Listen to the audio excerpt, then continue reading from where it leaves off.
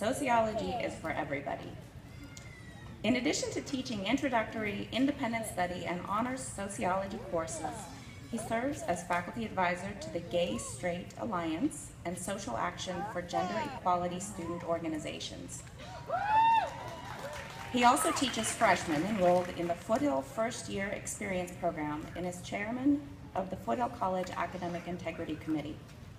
A proud community college graduate himself, he holds an associate in arts degree from Cabrillo College in Aptos, California, as well as a bachelor's degree from the University of California, Santa Cruz, and doctorate from the University of Massachusetts, Amherst.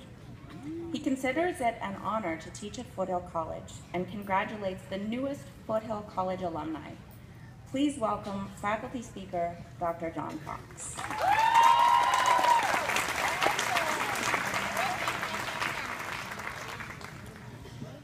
Carolyn, thank you for that kind introduction.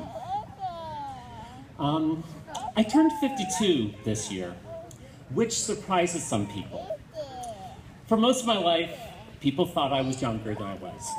For example, back when I first started teaching, I had a birthday coming up, and I told the class I was turning 38. One student reacted, 38? We didn't think you were 38. We thought you were 25 and had a hard life. It's the funniest thing a student ever said, and I still, to this day, don't know exactly what he meant, but there you have it, okay? But as this story shows, I got into teaching later in life. So when I was pondering what I was going to talk about in this speech, I considered why the students in the AFSC elected me. And I think it's because that they like what I do. Coincidentally, I also like what I do. In fact, I love teaching. So I'm not going to tell you that if you work hard, you can become president of the United States, or that which doesn't kill you will make you stronger, or wear sunscreen, which is some common things in commencement speeches. Instead, I'm going to talk about why I love what I do, and maybe there will be a lesson for you in there somewhere. I love teaching because I believe in education. Specifically, I believe in what's typically called a liberal education, teaching a broad range of subjects as well as focusing on specific areas of interest like a major. I believe in teaching the quadratic formula, Maslow's hierarchy of needs, Marx's components of alienated labor, not because I expect you to remember it when you're 52, but because these formulas, these theories, these concepts, these models show a way of thinking about the world. We need daily practice in thinking logically, creatively, critically, deductively, inductively, analyzing, and synthesizing in order to solve life's problems. College is a place where we can practice this. Ultimately, I believe that this is what education is for, solving problems of all sorts. I agree with Paulo Freire's idea of a problem-posing education in which all of us, not just students, reflect on the problems at hand and apply what we learn in order to transform society. In order to do this, we have to have the free and open exchange of ideas, what is commonly called academic freedom. I believe that all ideas are fair game to be proposed and debated, supported or debunked. In academic institutions, it's the ideas that matter the most. I believe in developing relationships with students. This is why I hate texting in class. Anybody on your phone, put it away. Okay, I believe that we should not only have passion for what we teach, but for whom we teach. I believe we should not only care about student learning, but we should care about our students. And this is taboo to talk about, but I agree with Bell Hooks when we said we should love our students and be invested not only in what they learn in the classroom, but be invested in their lives. I believe in developing communities on the college campus in which students and faculty come together, work on projects, build relationships, work together to, guess what, solve problems. Now let me be clear about this next part because it's a little confusing. I believe you are not entitled to your degree, you earned it. And for that, congratulations. However, I believe that everyone in the world is entitled to access to the ideas. Everyone is entitled to learn, to ponder, reflect, debate, and act on the ideas presented in institutions like these. More and more, education has been thought of as a degree one gets rather than the knowledge acquired, as a means to finding a job rather than a process of growing and developing as a human being.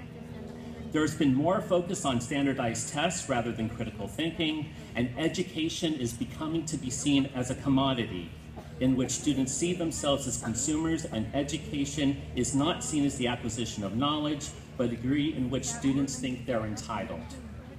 However, I agree with Hunter Rawlings, who wrote in a recent Washington Post op-ed piece, quote, "Genuine education is not a commodity. It is the awakening of a human being." Let me go back to solving problems. As we look at the US and the world right now, we see a lot of problems that need to be addressed.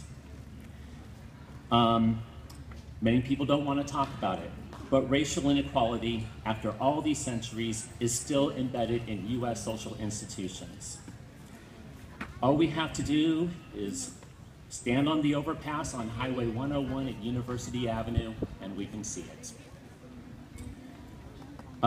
Women are still paid less than men and are too often victims of intimate partner violence and sexual violence.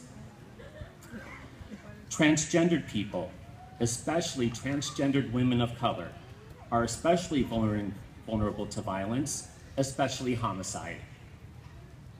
The gap between the rich and the poor keeps growing in the US and much of the world, and in the US, the political system is being bought by the rich. As a sociologist, I can go on, but last thing I'll talk about is climate change.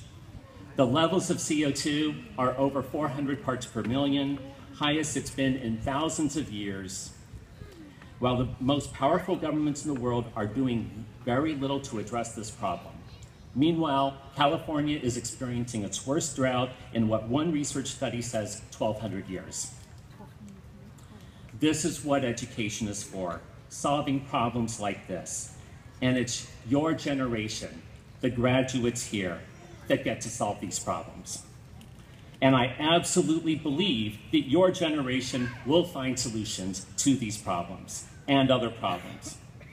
Individually, you might not come up with it on your own, but because you are educated, you will recognize the good idea when you hear it, and you'll reject the bad ones because you've learned to think about these things, and you won't be easily manipulated.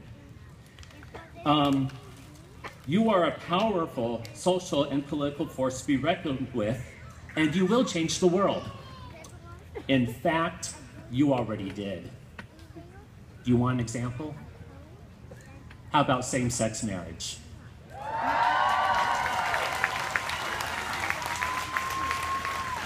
In 2004, 31% of the public supported same-sex marriage, which is the same year it became legal in one state, that's Massachusetts. 11 years later, the Supreme Court rules today that same-sex marriage is legal in all 50 states. Your generation did this.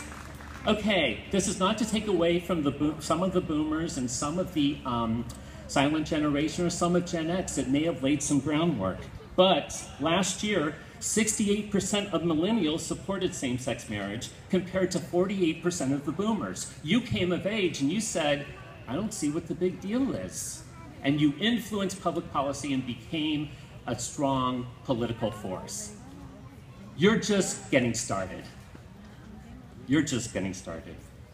Because of your generation, I have never had more hope for the future. It took me a long time, but I found something in my life that I believe in, and that is my hope for you. That you have found something, or will find something, that you believe in as much as I believe in education. It doesn't have to be your job. It could be family, a cause, or something else.